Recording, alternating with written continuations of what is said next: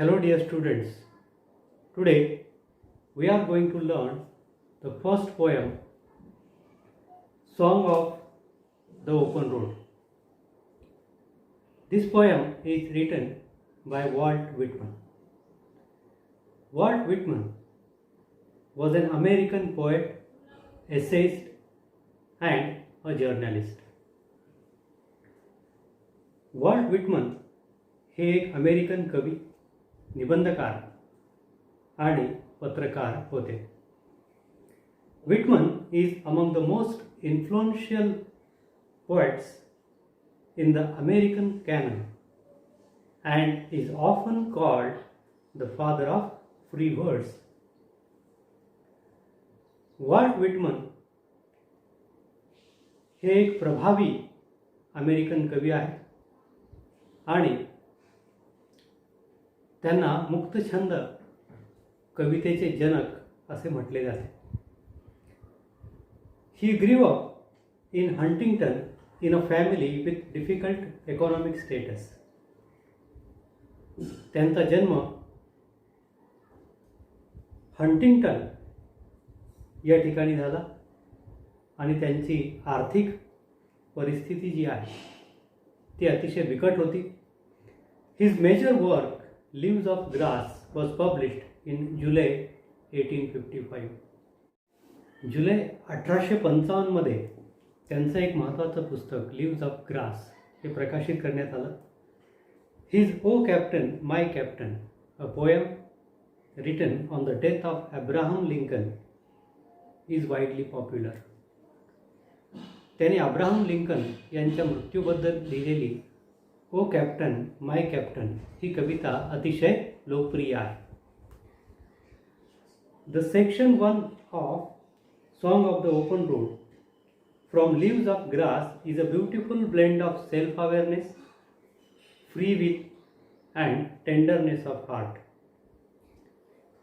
Song of the Open Road ही जी कविता आहे तर ती जागरूकता, स्वइच्छा आणि हृदयाची कोमलता याचा एक सुंदर मिलाप असल्याचं दिसून येतं.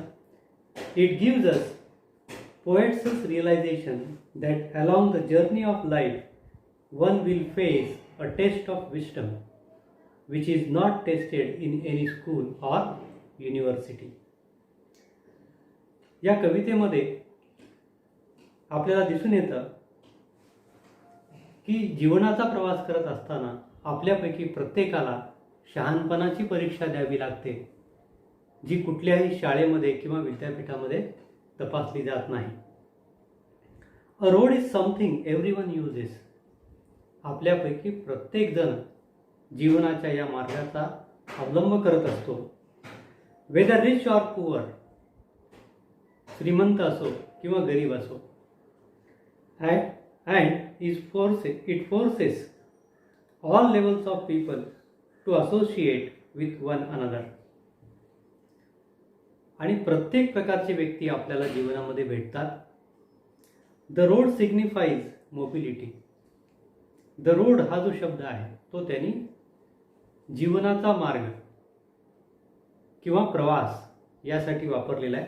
द रोड सिग्निफाईज मोबिलिटी हा शब्द काय दर्शवतो? भ्रमण.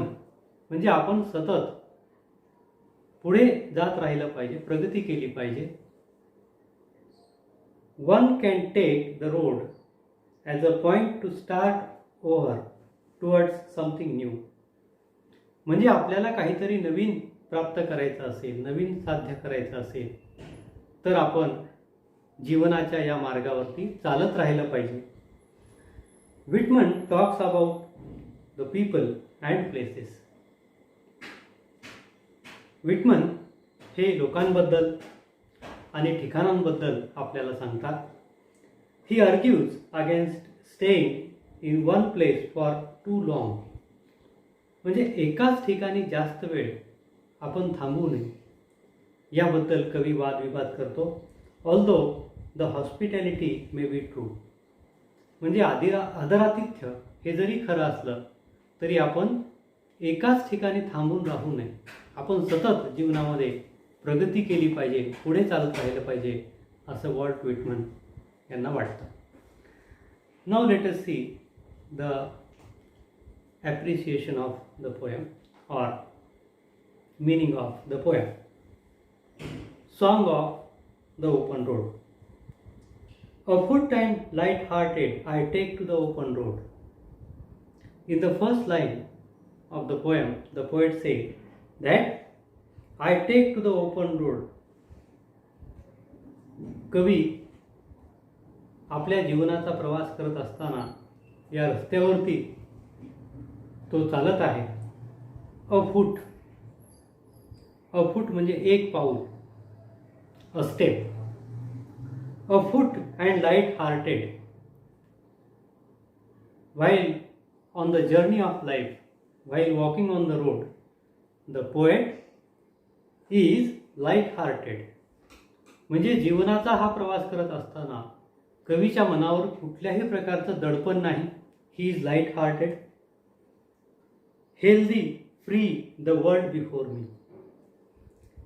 आणि ज्या प्रवासासाठी तो निघालेला आहे ते विश्व कसं आहे? Healthy, free. म्हणजे त्याच्यासाठी हे जग अगदी पोषक आहे, योग्य आहे. फ्री, आणि तो प्रवास करण्यासाठी मुक्त आहे. The long brown path before me, leading wherever I choose. आणि हा जो जीवनाचा लांब प्रवास आहे तो प्रवास करत असताना कवी असं म्हणतो, the long brown path before me, leading wherever I choose. म्हणजे कुठं जायचं आहे हे तो स्वतः ठरवतो. त्याची निवड त्यांनी स्वतः केलेली आहे. henceforth I ask not good fortune. आणि कवी म्हणतो की तो सुदैवाची मागणी करत नाही किंवा आपलं नशीब चांगलं असलं पाहिजे अशी मागणी तो करत नाही. I myself am good Fortune. आणि कवी सांगतो की मी, माझं भविष्य माझ्या हातामध्येच आहे. A number of time we depend on our fortune. बऱ्याच वेळेस आपण आपल्या नशिबावर अवलंबून असतो किंवा आपलं नशीब चांगलं नाही असं आपल्याला बऱ्याच वेळेस वाटतं. But here the poet says that I myself am good Fortune. मीच माझं भविष्य आहे. म्हणजे आपलं भविष्य हे आपल्या हातामध्येच आहे असं कवीला या ठिकाणी सांगायचं आहे. मी असं म्हणेन, मत कर यकीन अपनी हाथों की लकीरों पर. मत कर यकीन अपनी हाथों की लकीरों पर, नसीब तो उनके भी होते हैं जिनके हाथ नहीं होते. म्हणजे नसीब जे आहे ते सगळ्यांचंच असतं, परंतु केवळ नशिबावर अवलंबून आपल्याला राहून चालत नाही, तर आपल्याला कार्य करावं लागतं. आपल्या हाताच्या रेषेवर आपल्याला अवलंबून राहून चालत नाही, कारण ज्यांना हात नाहीत त्यांनाही नशीब असतं. म्हणून आपण हाताच्या रेषेवर किंवा नशिबावर अवलंबून राहता कामा नये. henceforth I whimper no more. The poet further says that he whimpers no more. Whimper means make a series of low, weak, sad cries, especially with fear and pain. whimper या शब्दाचा अर्थ तक्रार करणे, कुरबुर करणे असा होतो.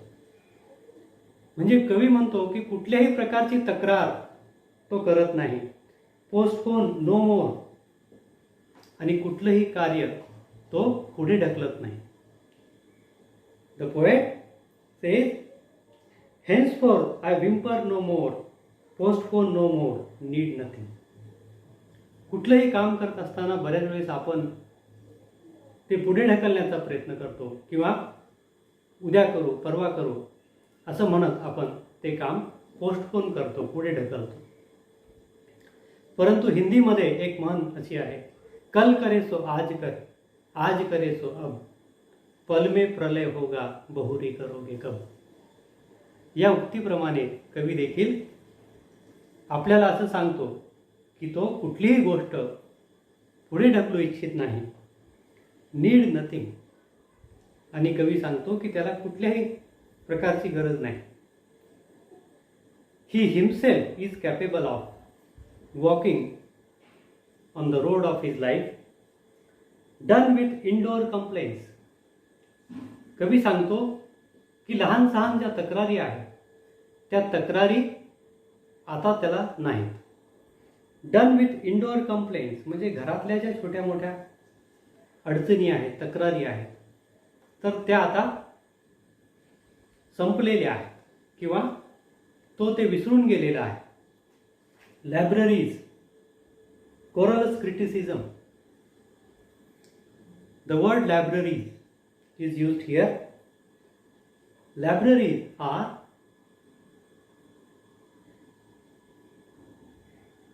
the places which give us free access to get information. Libraries किंवा ग्रंथालय हे एक असं ठिकाण आहे जे आपल्याला मुक्तमध्ये मोफत अशा प्रकारचं ज्ञान पुरवण्याचं काम करतं.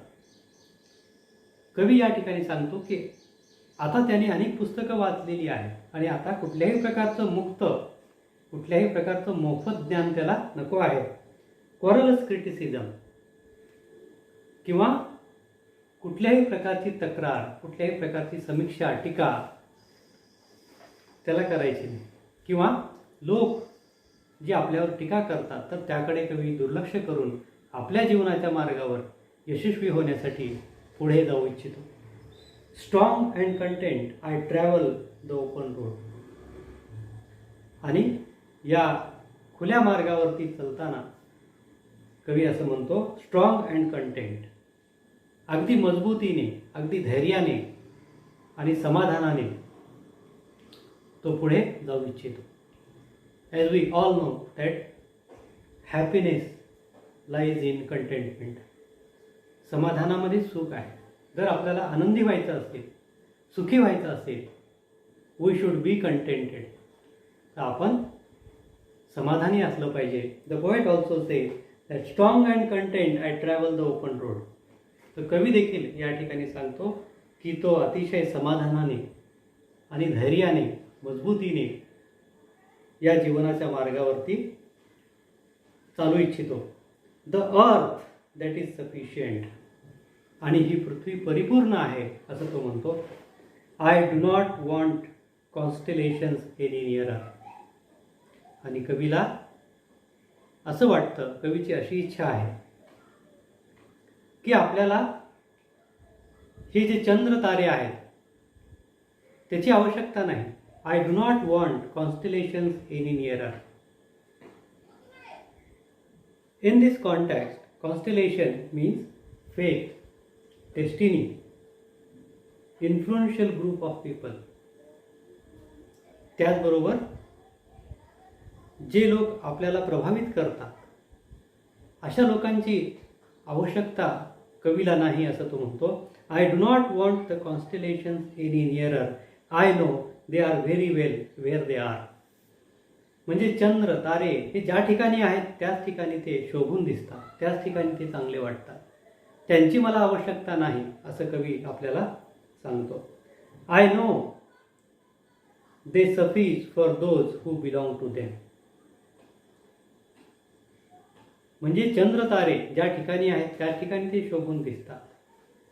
किंवा इन्फ्लुएन्शियल ग्रुप ऑफ पीपल, आपल्याला प्रभावित करणारे जे लोक आहेत तर ते त्यांच्या त्यांच्या ठिकाणी ते योग्य आहे.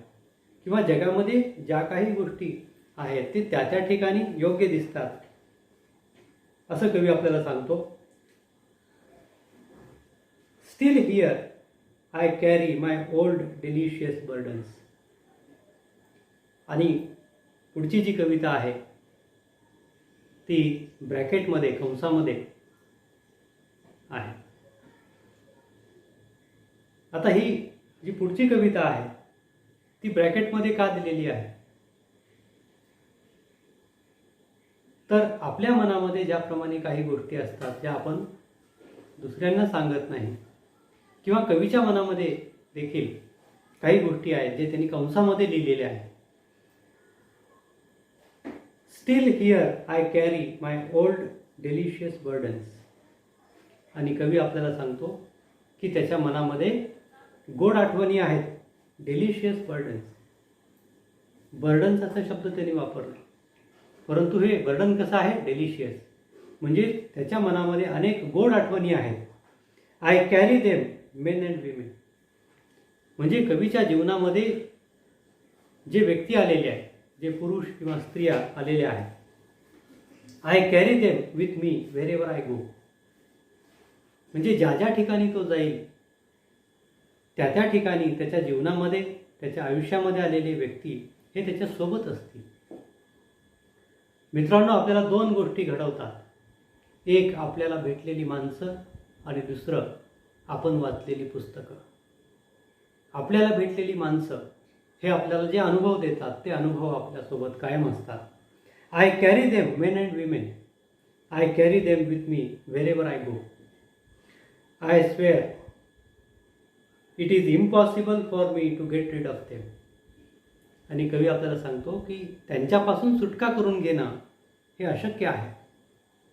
म्हणजे आपल्याला जीवनामध्ये जे लोक भेटतात ते कायम आपल्या स्मरणामध्ये राहतात, ते कायम आपल्या आठवणीमध्ये राहतात आणि त्यांना विसरणं शक्य नसतं. In the same way the poet says, I swear it is impossible for me to get rid of them. I am filled with them. कवी या ठिकाणी सांगतो की कवीचं जीवन जे आहे त्या लोकांमुळे भरलेलं आहे. Filled with them and I will fill them in return. आणि मी देखील त्यांचं जीवन हे भरून टाकणार आहे. Here the poet wants to say that he wants to do something for the world. We live for ourselves, but what we create for ourselves is not important. What we leave behind, what we do for others is more important. In the same way, the poet wants to fill the world in return. म्हणजे या जगाचं तो काहीतरी देणं लागतो, या जगासाठी तो काहीतरी करू इच्छितो. म्हणून कवी आपल्याला सांगतो की I will feel them in return. Here the poem comes to an end. We shall talk about the poetic devices in the next video. I am thankful for watching this video. Take care, stay home, stay safe.